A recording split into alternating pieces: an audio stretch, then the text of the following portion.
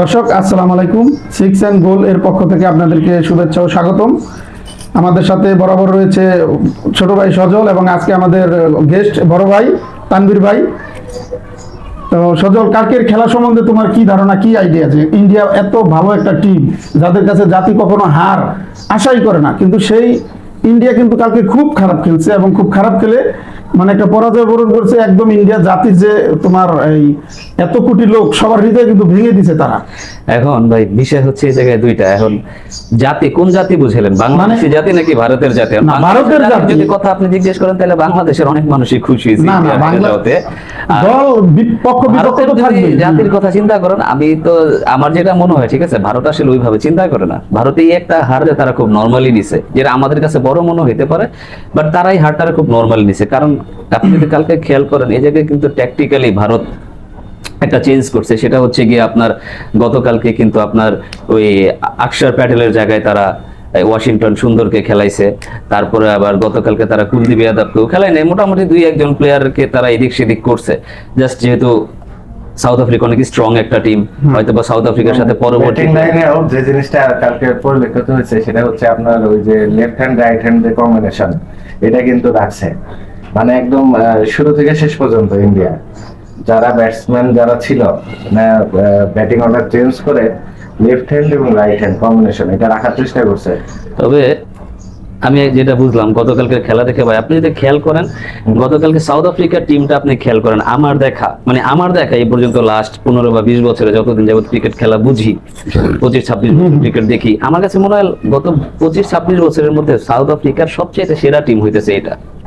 টি-20 এর দিক দিয়ে, ওডিআই হিসেবে আমি গেলাম না, টি-20 এর দিক দিয়ে, কারণ প্রথম থেকে সাউথ আফ্রিকা কিন্তু কালকে ফিল্ডিং করছে, তুমি দেখছো কিনা, অস্বাভাবিক সুন্দর ফিল্ডিং করছে। ক্যাচগুলো যে ধরছে, এটা সাউথ আফ্রিকা অনেক আগে থেকে, সাউথ আফ্রিকা মানে কি পরিমাণ তাদের কনফিডেন্স, একজনের সাথে একজন ধাক্কা খাইতেছে কিন্তু বল কিন্তু ছাড়তাছে না। ঠিক ওইভাবেই তারা বল লুফে নিয়ে ক্যাচ। এটা সাউথ আফ্রিকার অনেক আগের থেকে রেকর্ড ভাই। বাট এখন যেটা বলতেছি সেটা হচ্ছে ভাই, আপনার কাছে কি মনে হয় যে সাউথ আফ্রিকার ব্যাটিং আর ইন্ডিয়ার ব্যাটিং এর মধ্যে গতকালকে তফাৎটা আপনি কোথায় পাইছেন? তফাৎ আমার কাছে যেটা মনে হয়েছে, আপনার বিগত যে 1-2 মাস আগে সাউথ আফ্রিকা যে টি-20 সিরিজটা খেললো ইন্ডিয়াতে, এখান থেকে সাউথ আফ্রিকা তাদের যে ভুলগুলো ছিল সেগুলো শুধরে নিছে, এটা প্রথম কথা। দ্বিতীয় কথা যে প্রথমে একটু শুরুর দিকে উইকেট যাওয়ার পরেও আপনার ওই যে মিডিল অর্ডারটা আর কি, মিডিল অর্ডারে যেভাবে আর কি তারা রানের গতিটা ইয়ে করে খেলছে মানে সমান রেখে, এই কারণে আর কি পরের দিকে আর কি স্লগও করে। আমার কাছে কোন জিনিসটা মনে হয়েছে গতকালকে ভারত আর সাউথ আফ্রিকার ব্যাটিং এ ভাই যে বিশাল একটা ব্যবধান আমি খুঁজে পাইছি আমার। তো ভাই যে কথাটা বলছিলাম, গতকালকে ভারত আর সাউথ আফ্রিকার মধ্যে আমার কাছে সবচেয়ে বড় ডিফারেন্স যে জায়গাটা লাগছে সেটা হচ্ছে, আপনি সাউথ আফ্রিকার ব্যাটিং লাইন আপটা ফলো করেন, ওইখানে ক্লাসও আছে আবার স্লগারও আছে, যারা ক্লাস মেনটেন করে স্লগ করে। আর ভারতের গতকালকে ব্যাটিং সাইডটা দেখে আমার মনে হয়েছে যেন কোনো ক্লাসই নাই, সব পুরাটাই ক্লাসের ঘাটতি, সবাই যার মতো ইচ্ছে। মানে কথা হয়েছে এরকম যে আমি নামছি ভাই, মারছি, হয় ছক্কা নয় মক্কা, আমরা ছোটবেলায়। গতকালকে ভারতের ব্যাটিং লাইন আপটা আমার কাছে এরকমই মনে হয়েছে। কিন্তু সাউথ আফ্রিকার ক্ষেত্রে যদি আপনি খেয়াল করেন, দেখেন প্রথম থেকে কুইন্টন ডিকক, এইডেন মার্করাম, এরা সবাই কিন্তু ক্লাস মেনটেন করে খেলে, এরা ক্লাসও বজায় রাখে। আবার ইন টাইম যখন আপনার শর্টস খেলার দরকার তখন তারা শর্টস খেলবে। গতকালকে যখন 20 রানের মধ্যে সাউথ আফ্রিকার 3টা উইকেট পড়ে গেছে, 20 রানের মধ্যে সাউথ আফ্রিকার 3টা উইকেট পড়ে গেছে, ওই সময় ডেভিড মিলার আর ডেভাল ব্রেভিস এসে কি করছে ভাই, উল্টা কাউন্টার অ্যাটাক করছে ভারতের বোলারদেরকে। ওইরকম একটা সিচুয়েশনে এসে ডেভিড মিলার 26 বলে 52 করছে, মানে পুরো সাউথ আফ্রিকা টিমকে একটা ওভার থেকে টেনে তুলছে। আর সেম জিনিসটা আপনি ভারতেরও কিন্তু 26 রানে 3 উইকেট দিয়েছিল ব্যাটিং এর সময়। আর তখন কি করছে ভারতের ক্যাপ্টেন সূর্যকুমার যাদব, কেউ আইসা কিন্তু আর দায়িত্ব নেয় না। দায়িত্ব নিবে কোন জায়গায়? ওইখানে এসে সূর্যকুমার যাদব আপনার 22 বলে খেলছে 18 রানের ইনিংস। তাহলে ব্যবধানটা কোথায়? একজন খেললেন 26 বলে 52 রানের একটা ইনিংস, আরেকজন খেললেন 22 বলে 18 রানের একটা ইনিংস। তাহলে ম্যাচটা তো আসলে ওই জায়গায় এলোমেলো হয়ে গেছে। আপনি যখন 190 রান একটা চেস করতেছেন, সবসময় একটা অ্যাটাকিং মুডেই আপনার খেলতে হবে। লাস্ট 6 ওভারে গিয়ে আপনি 102 করবেন ভাই, এত সহজ না। সাউথ আফ্রিকার বোলিং লাইন আপটা যদি দেখেন, আপনার ফ্রন্ট লাইনের 4 জন বোলার, স্পিনার একজন ফ্রন্ট লাইনের, তো এরকম একটা বোলিং লাইন আপের এগেইনস্টেও আপনি এত বড় একটা রান চেস করবেন, সেটা আসলে আপনার চিন্তাই করতে হবে। তো ভাই এই যে গতকালকের যে টিম ইন্ডিয়া এইভাবে 111 রানে আউট হয়ে গেল, আপনার কাছে কি কোনো জায়গায় মনে হয়েছে খেলাটা দেখে যে ভারত আসতেছে আর যাইতেছে, এটার পিছনে রিজন কি ছিল? রিজন আসলে তেমন কিছুই না, এখানে প্রথমে যেহেতু ইনিংসটা অ্যাকচুয়ালি যখন সাউথ আফ্রিকা ব্যাটিং শুরু করে, যেভাবে আর কি পিচের যে কন্ডিশন ছিল, সেখান থেকে আসলে রান কিন্তু 187 রান ওই পিচে এবং ওই মাঠে। তা আমার কাছে মনে হয় অবশ্যই আফ্রিকা 30-40 রান বেশি করছে, 30 রান অন্তত বেশি করছে, মানে টার্গেটের থেকে আর কি, Target-এর মানে থেকে। জিতার টার্গেট থেকে। হ্যাঁ 150 রান আইপিএল এ তো ভাই অহরহ ওই মাঠে রান অহরহ হয়, হয়, কিন্তু 190 200 বেশি রান হয়। ইন্ডিয়ান যে বোলিং যে অ্যাটাক, সে অ্যাটাক অনুযায়ী রান একটু হলেও বেশি করছে। এবং এটা করছে কেন, এটা ডেভিড মিলারের যে আপনার আইপিএল এর যে 13-14 বছরের যে এক্সপেরিয়েন্স, একটা Class, ম্যাচে class। এটা আসবে, হ্যাঁ ক্লাসটা আছে। আর সাথে দেখা যাচ্ছে যে ওরা লাস্টেও যে স্লগটা করছে, এটাও কিন্তু আসলে সবকিছু টাইম দিয়ে হয়েছে। তো ইন্ডিয়ার যে জিনিসটা হয়েছে, ওরা শুরুতেই যখন উইকেট একটা দুইটা গেছে, আর এদিকে আপনার ফর্ম তো মোটামুটি ঈশান কিষানের ছিল, সে তো 0 রানে গেল। এবং আপনার যে অভিষেক শর্মা তো আউট অফ তার ফর্ম, ফর্মটা নাই, টানা 3 ম্যাচে 0 টানা করার 3 পরে ম্যাচ, গতকালকে হ্যাঁ। এসে 18 আসলে করলো। কেউ এগুলো যদি আসলে মানে আউট অফ ফর্মই রয়েছে। Out of form। First 6 over যেটা, সেখানে যদি আরেকটু ক্যারি ওভার করতে পারতো, তাহলে খেলাটা একটু আগিয়ে যেত। কিন্তু আসলে শুরু থেকে ভালো করে, মিডল অর্ডারে তেমন কিছু করার থাকে না ইন্ডিয়ার, এসে কিছু ক্লিন শিট করে অন্যান্য ম্যাচগুলোতে আমরা যেটা দেখি। কিন্তু কালকে তো খেলা ছিল টার্গেটে।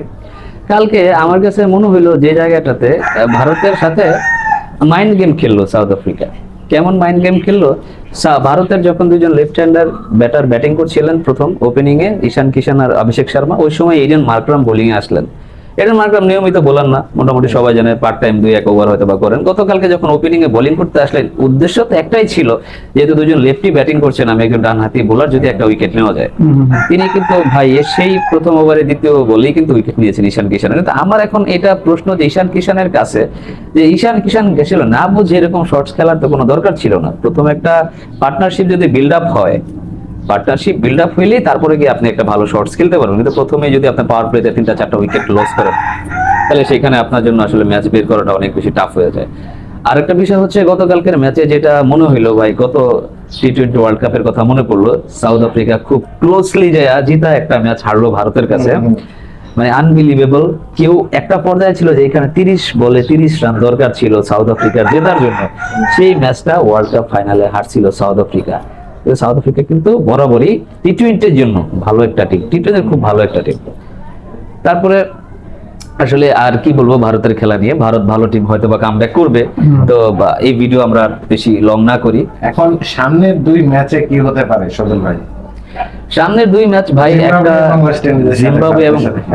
জিম্বাবুয়ে আর ওয়েস্ট ইন্ডিজের সাথে যদি, তো ভাই আপনি যদি আমাকে জিজ্ঞেস করেন সরাসরি, আমি ডিরেক্টলি বলবো যে ভারতের যে টিম কম্বিনেশন, তারা গতবারে ডিফেন্ডিং চ্যাম্পিয়ন, অবশ্যই তারাই জিতবে জিম্বাবুয়ের এগেইনস্ট ওয়েস্ট ইন্ডিজের against. But cricket is a game of uncertainty, যে কোনো কিছু অনাকাঙ্ক্ষিত জিনিস ঘটতেই পারে, যে কোনো সময় ঘটে যেতেই পারে। হ্যাঁ, জিম্বাবুয়ে যেভাবে পারফরমেন্স করে আসছে, অস্ট্রেলিয়াকে হারিয়ে দিয়েছে, শ্রীলঙ্কার ঘরের মাটিতে হারিয়ে দিয়ে আসছে, তারা যে ইন্ডিয়ার এগেইনস্টে একটা ভালো পারফরমেন্স দেখাবে না, সেটা আসলে বলাই যায় না। আর টি-20 তে ওয়েস্ট ইন্ডিজ সবসময় একটা কঠিন দল, একটা ভয়ানক দল, যে কোনো কিছু ঘটতেই পারে। বাট দিন শেষে আমি এইটাই বলতে চাই যে ভারত আসলে সেমিফাইনালে যাওয়ার মতোই দল, সেমিফাইনাল অবশ্যই যাবে। আর এই গ্রুপ থেকে আমার প্রেডিকশন এইটাই যে সাউথ আফ্রিকা, ইন্ডিয়া যাবে। আপনাদের কি ধারণা? আমারও একই মতামত যে সাউথ আফ্রিকা আর ইন্ডিয়া, মানে দুজনের একজনই কাপ নিবে, আমার দৃঢ় বিশ্বাস। ইন্ডিয়া আসলে প্রথম ম্যাচ এই গ্রুপে হারার পরে এই গ্রুপটা আসলে খুব অনিশ্চিত করে ফেলছে। এখন দেখা যাক, আমি এখনো বলতে পারছি না। আমার কাছে যেটা মনে হয়, ওয়েস্ট ইন্ডিজের একটা চান্স আছে, যদি সে ভালো খেলে আর কি, তার নামের প্রতি অন্তত সুবিচার করে, তার ভালো সুযোগ আছে। দেখ, সেই সুযোগ আসলে ক্রিকেট তো থাকতেই পারে। তো যাই হোক দর্শক, আপনারা আপনাদের ব্যক্তিগত মতামত আমাদের ভিডিওর কমেন্ট সেকশনে জানাবেন যে ভারত কি আসলে সেমিফাইনাল কিংবা ফাইনালে পৌঁছাইতে পারবে কিনা, বা ভারতের দৌড় কোন পর্যন্ত হবে এই ওয়ার্ল্ড কাপে, কিংবা সাউথ আফ্রিকা কি ফাইনাল খেলতে পারবে কিনা। এই মন্তব্যগুলো অবশ্যই কমেন্ট সেকশনে জানাবেন। সবাই ভালো থাকবেন, সুস্থ থাকবেন। আসসালামু আলাইকুম। আল্লাহ হাফেজ। আল্লাহ হাফেজ। শেষ।